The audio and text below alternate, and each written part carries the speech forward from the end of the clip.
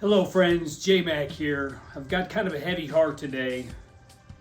I know we usually talk about PD or Parkinson's on this channel. This is going to be different. This is a tribute video to my friend Kendall, who's in the hospital fighting for his life. Specifically for Kendall and his family and friends. If you'd like to stick around and hear about him, you will be entertained. But this is for you, Kendall, you and your family. Let me throw up a picture of the big guy. Yeah, Kendall's a gentle giant. Great sense of humor. When I first met him, it was probably about the summer of '97, thereabouts. We worked at a grocery warehouse together in the salt mines, and comrades in hell. It was a rough place to work.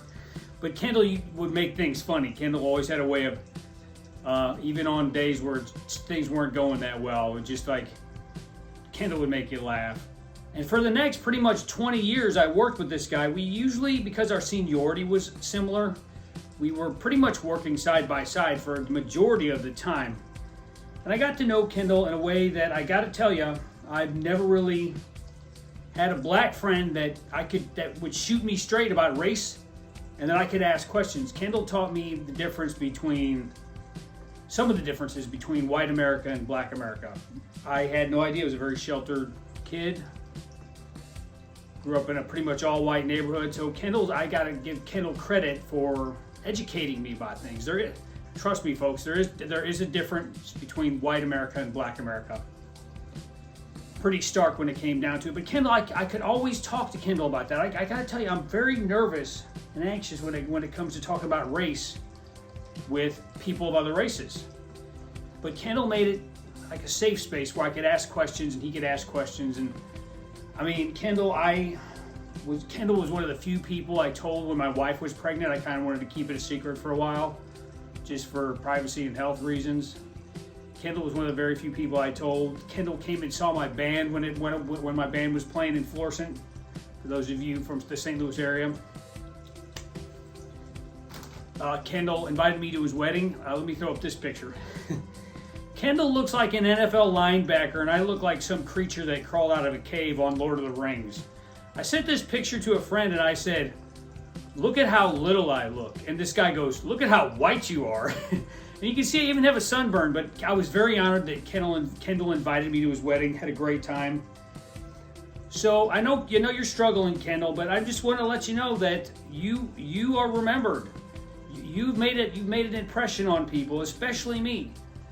I can't do the impression, and it doesn't really matter, but Kendall used to do this impression. Those of you who worked with him at the warehouse know he would do this impression that would bring, of one of the Teamsters, it would bring everybody to their knees, just tearing up. Now, Kendall wasn't what you'd call like a funny guy. I think he loved The Sopranos, which is why I'm wearing this. We both watched it over and over and over again. But I think of that scene from Goodfellas, where Joe Pesci's like, "I'm a funny guy. I think I'm funny to you." Kendall was not a funny guy, but he was generally kind of quiet. But when he talked, he spoke with authority, and he could also be just drop dead funny. One of the times that he did not think was so funny was when, I guess I can talk about this now because I don't work there anymore. But we used to play this game, like show each other your ass. You know, like moon, pull your pants down, hide in the rack, and pull your ass out when somebody came by.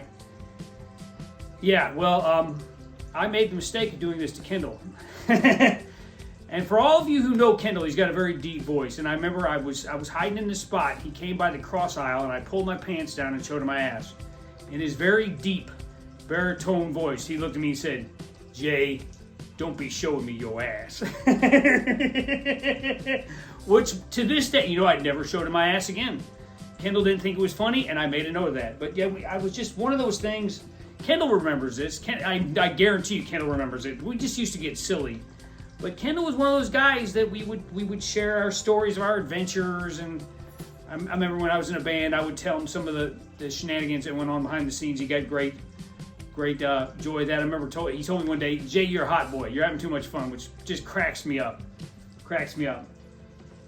In fact, but not only that, I could really be myself around him. I remember one of the last days I worked at this place.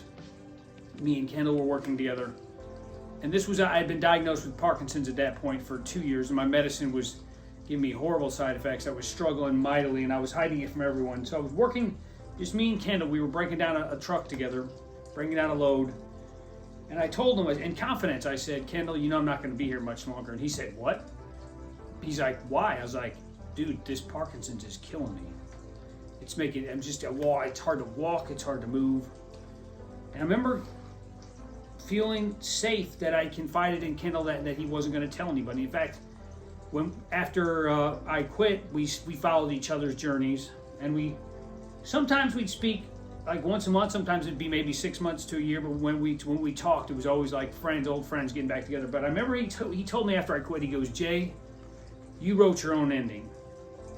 And I'll never forget that, because I didn't want to go out on anybody else's terms but my own. And Kendall saw that. He goes, I respect that. You knew you were struggling. You knew you couldn't do it anymore. Rather than wait till you got hurt or were escorted off the job, you pulled the plug yourself and said, I'm done. You wrote your own ending. And I just love that so much that he said that. It meant the world to me. Kendall was a guy that you could count on.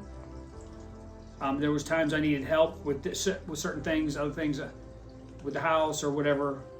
I gave Kendall a call. He would help me. Just a great friend. I know, just from what he talked about, I know he's incredibly proud of his daughter's education. I'm just speaking from what I knew of him. Just a stand-up guy. And Kendall was one of those guys, like, he wasn't easily angered, but when he got mad, look out. I remember at the warehouse, like, people would be talking shit, for lack of a better term, and Kendall would let it go and let it go and let it go, and then finally he would let you have it. And I would just gotta be glad that I was never on the receiving end of his wrath, because he could dress you down, but he was such a peaceful guy, such a peace-loving guy.